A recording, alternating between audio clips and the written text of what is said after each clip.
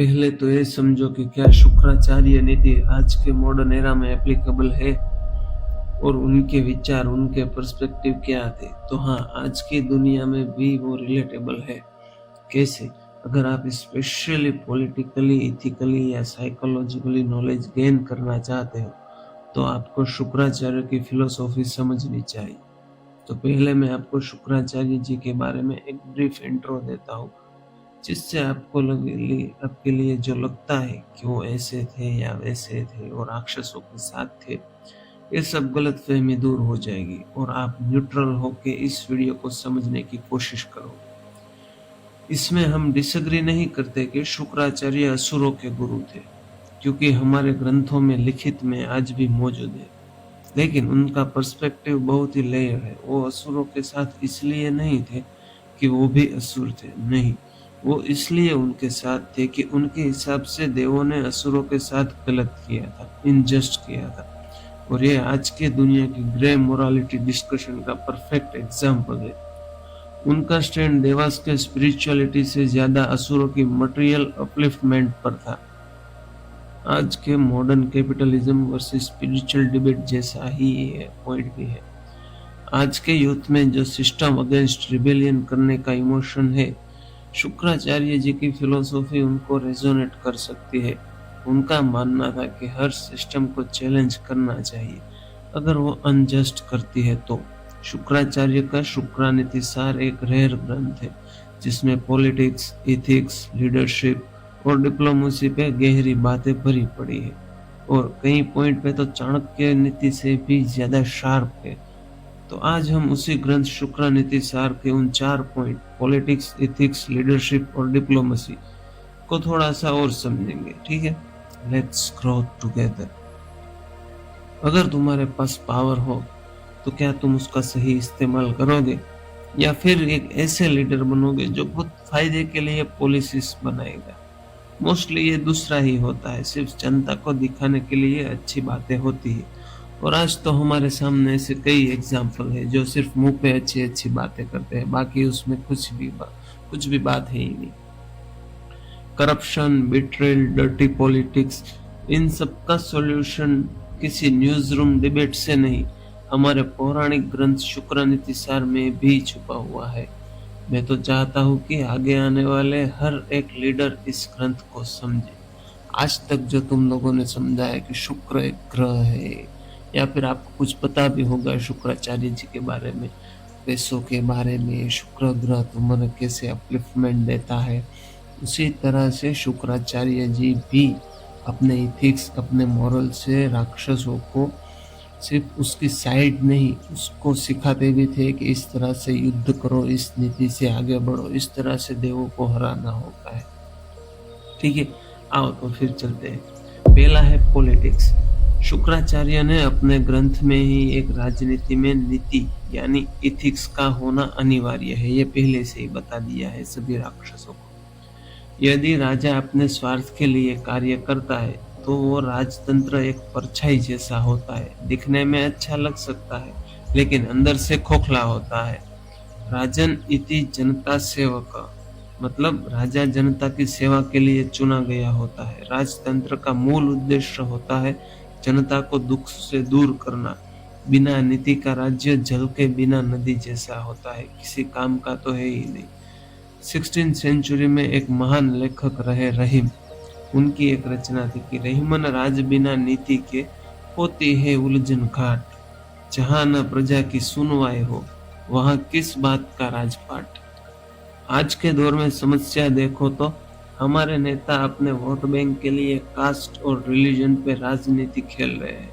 असल समस्याएं जैसे एजुकेशन, जॉब और हेल्थ केयर जैसी बातों से भी वो लोग बचा करते हैं, इसका जवाब देने से भी बचते हैं। पहले के राजा नगरवासियों से मिलने, उसकी समस्या को सुनने के लिए अपना हुलिया बदल कर जनता से मिलते थे, उसकी बातें सुनते थे। और आज का तो आपको भी पता है, हमारे लीडर्स क्या करते हैं, रैली निकालते हैं, बड़ी बड़ी सभा का आयोजन करते हैं, किसी लिए, सिर्फ उनकी बढ़ाई करने के लिए, उनकी पार्टी के गुणगान गाने के लिए। जनता की परेशानी जाए भाड़ में, हम सिर्फ जीतने चाहिए, जनता को बोलने का मौका नहीं मिलता उसमें। उनकी समस्या सुनाने का मौका नहीं मिलता, सिर्फ उसके आने वाली योजनाओं के बारे में बोला जाता है। दूसरा है एथिक्स। मैं आपको आजकल के दिनों का एग्जाम्पल देता हूँ। एक लीडर या नेता या कोई बिजनेस टाइकून जब स्कैम करता है, तब आपको भी पता होगा क्या ही सुनवाई और क्या ही न्याय और क्या ही दंड। इन सब के बजाय क्या होता है, मीडिया और न्यूज़ मैनिपुलेट होते हैं, और इन सब के बीच पिसता कौन है? आपके और मेरे जैसे आम आदमी।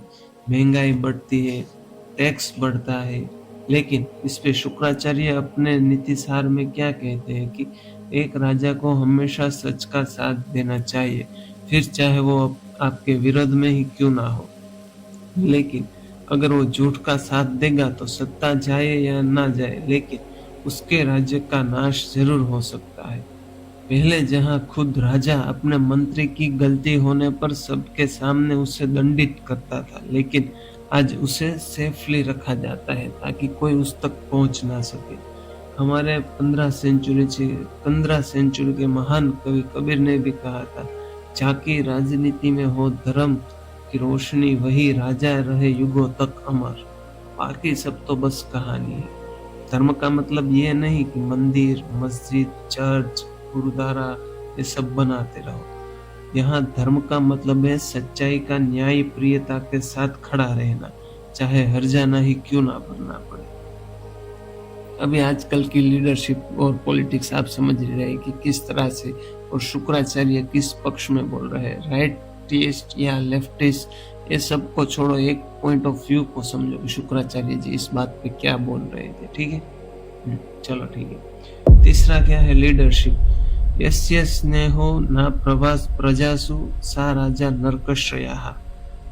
यस्य स्नेहो न प्रजासु सा राजा नरकश्रयः। जिस राजा या टीम लीडर पे सबके लागू होता है कि फिर चाहे टीम छोटी हो या बड़ी, नेता में सरपंच हो या प्राइम मिनिस्टर, जिसको प्रजा से स्नेह नहीं, उसकी टीममेट से स्नेह रही, वो राजा, वो लीडर एक नर्क के योग्य होता है। आजकल के तुम्हारे यूथ आइकन, नेता, सीईओ, टीम लीडर, सबको वीवीआईपी ट्रीटमेंट चाहिए, वेटिंग नहीं, सीधे उनके जवाब चाहिए। लेकिन शुक्र नीति कहती है एक सही लीडर प्रजा के सुख दुख में उनके साथ खड़ा रहे, जो उनकी समस्याएं सुने, समझे और तुरंत एक्शन ले। न्यूजीलैंड के प्राइम मिनिस्टर थे जसिंडा या फिर जकिंडा, कुछ मुझे प्रोनाउंसिएशन ठीक से नहीं पता है, आर्डर्न जॉन, जिन्होंने पेंडेमिक में एम्पैथेटिक लीडरशिप दिखाई थी। वो एक मॉडर्न डे एग्जाम्पल है शुक्र नीति सार टाइप के लीडर का। जब एक राजा, एक लीडर, एक नेता आता है तो उसकी प्रजा के लिए अपने समय, अपनी सुविधाएं, अपनी इच्छाओं का त्याग करना ही पड़ेगा। ये समझे बिना आएगा तो प्रजा के हित में सोच ही नहीं सकेगा।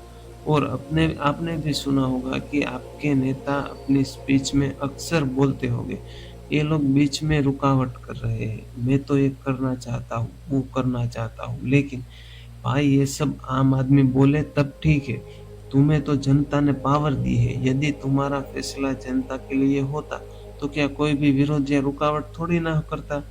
तुम अपने निजी स्वार्थ के लिए बहाने क्यों बना रहे हो? खैर छोड़ो, नहीं तो ये भड़ास खत्म नहीं होगी और मैं इस पे बोलता ही रहूंगा। चौथा है डिप्लोमेसी। शत्रु से निपटा कैसे जाए? शुक्र नीति सार का एक सूत्र है या मंत्र कह लो, साम दाम दंड भेद चतुर्विध उपाय शत्रु विनाशया। ये डिप्लोमेसी के 4 अस्त्र है। हर स्थिति में युद्ध ही एक ऑप्शन नहीं होता। अभी हाल ही का एग्जाम्पल लेते हैं, शायद मैं जो आज समझ सकता हूँ, मेरे हिसाब से इसमें मुझे लगता है कि भारत की अभी की गवर्नमेंट इस सूत्र में मुझे फिट बैठती लगी है, सिर्फ इस डिप्लोमेसी पे। क्यों? क्योंकि अभी जो कश्मीर में पहलगाम में हमला हुआ, उसके रिएक्शन में क्या हमने सामने हमला किया? नहीं, हम पहले से ही उसी पड़ोसी को समझा रहे हैं कि ये तुम गलत कर रहे हो, मतलब एक अस्त्र साम। फिर हमने हमारी इकोनॉमी स्ट्रॉन्ग करके सभी के सामने उस पड़ोसी को उसकी औकात दिखा दी, मतलब दाम। और अभी जो कर रहे हैं वो है भेद, मतलब स्ट्रेटजी। हम अपनी स्ट्रेटजी बना के उसको लाचार बना रहे हैं, और अगर हम इससे भी नहीं काम बना पाए तब आखिरी रास्ता है दंड यानी युद्ध। शुक्र नीति भी कहती है कि राजा को समय और स्थिति के अनुसार उपायों का चुनाव करना चाहिए, ना कि क्रोध में आकर जल्दबाजी कर देनी चाहिए।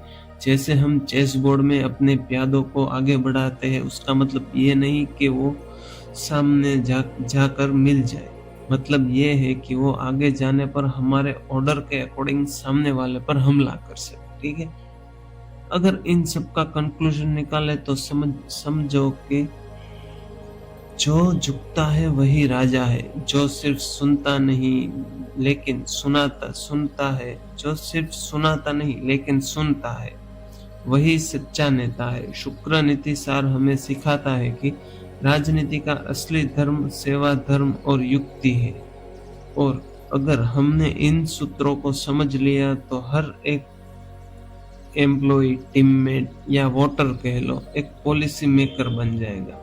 और अब थोड़ी सी मेरी भी बातें सुनो। शुक्राचार्य को मैं इस तरह से उसकी साइड क्यों ले रहा हूँ, उसकी फिलोसॉफी को क्यों समझा रहा हूँ? वो तो राक्षसों के साथ मिलकर देवों पर अत्याचार करते थे, नहीं। शुक्राचार्य को लगता था कि राक्षसों ने समुद्र मंथन के वक्त जो कुछ भी निकला था उसमें अच्छा देवों ने ले लिया और बुरा जो था वो राक्षसों के हिस्से में डाल दिया। इसलिए शुक्राचार्य को लगता है कि देवों ने उसके साथ छल किया है, राक्षसों के साथ, वरना वो ऐसे नहीं थे, वो हर तरफ से न्यूट्रल रहते थे। लेकिन जब राक्षसों ने ऐसा किया तो फिर देवों ने ऐसा किया तो फिर उन्होंने राक्षसों के साथ मिल जाना बेहतर समझा, उसको जस्टिस दिलाने के लिए। और फिर राक्षसों किसको प्रताड़ित कर सकते थे? डायरेक्ट देवों के साथ तो नहीं बहस या युद्ध कर सकते थे। इसीलिए उन्होंने जो लोग देवों पे भरोसा करते थे उनको परेशान करना शुरू किया।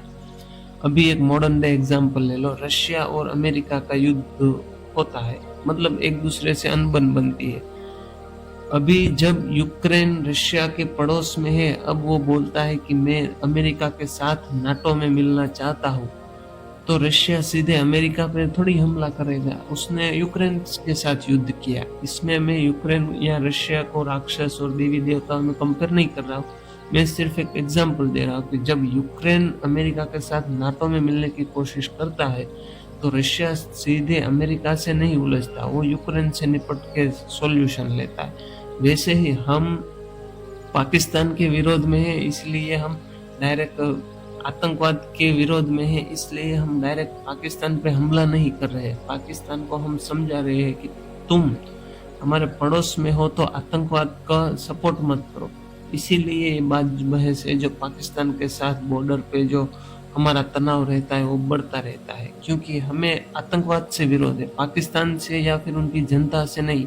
हमें पाकिस्तान की सिक्योरिटी और उसकी गवर्नमेंट से तकलीफ है, जबकि वो आतंकवादियों को सपोर्ट कर रहे हैं। अगर वो सपोर्ट करना बंद कर दे तो हमें कोई ज़रूरत नहीं।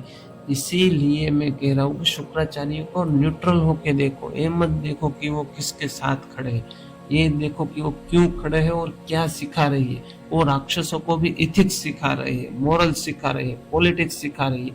ये नहीं बोल रही कि जाओ और जाके सब कुछ तोड़ दो। ठीक है, तो दोस्तों आपको मेरी ये एफर्ट पसंद आती है तो प्लीज सब्सक्राइब कर दो। आपको सपोर्ट के बिना मैं इतना आगे नहीं बढ़ सकता, और मैं जो अपनी पूरी टीम से रिसर्च करवा के पूरी वीडियो की स्क्रिप्ट बनवाता हूँ, वो जितना हो सके उतना मैं अथॉरिटी के साथ बनाने की कोशिश करता हूँ कि इसमें जो कुछ भी कहा गया है वो सच है, ये मैं कह सकता हूँ। तो आप लोग मुझे सपोर्ट करेंगे तभी मैं आगे बढ़ने की मोटिवेशन ले पाऊंगा, वरना मुझे सपोर्ट नहीं मिलेगा, आप लोग सब्सक्राइब ही नहीं करेंगे तो मैं कैसे आपको मोटिवेट करने के लिए मैं खुद मोटिवेट होकर अपने नए वीडियो बनाता रहूँगा। तो प्लीज़ कृपया करके आप सब्सक्राइब कर दो और इस चैनल को बड़ा बनाने में मेरी मदद कर दो। मैं आपके लिए ऐसे वीडियो हर रोज़ लाता रहूँगा, हर रोज़ हो सके ना हो सके, लेकिन हफ्ते में 1-2 वीडियो 2-3 वीडियो जितना हो सकेगा उतना मैं लाता ही रहूँगा। ठीक है, तो फिर इस वीडियो को अपने सबके साथ शेयर कर दो जो शुक्राचार्य को एक गैर समझ के साथ समझ रहे हैं, और उनको भी बताओ कि शुक्राचार्य एक न्यूट्रल थे और राक्षस नहीं थे और सिर्फ राक्षसों को सिखा रहे थे एथिक्स। ठीक है, चलो ठीक है, बाद में मिलते हैं किसी नए वीडियो में, तब तक के लिए कीप ग्रोइंग, बाय बाय।